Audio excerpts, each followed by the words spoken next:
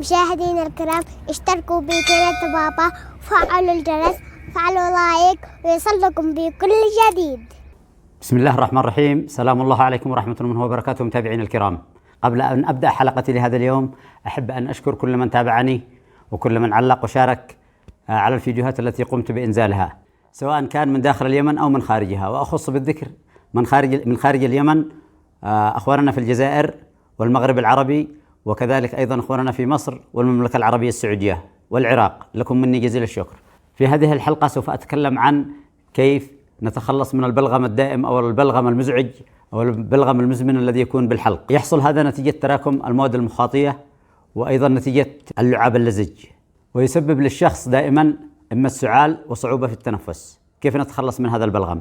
هناك طرق سهلة. أولا الغرغرة بالماء الدافئ والملح، فذلك يعمل على إذابة البلغم مما يسهل طرده. أما الطريقة الثانية فهي تناول أو شرب السوائل الدافئة مثل الشاي مع الليمون، وحساء الدجاج الذي هو المرق مع الليم أو مع السحاوق. يمكن أيضا شرب شاي البابونج واليانسون وغيرها.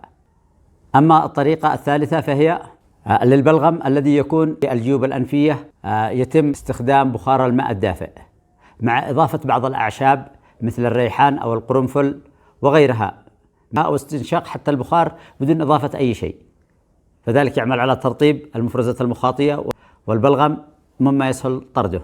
هذا بالأخير، أتمنى لنا ولكم دوام الصحة والعافية، ولكم مني جزيل الشكر.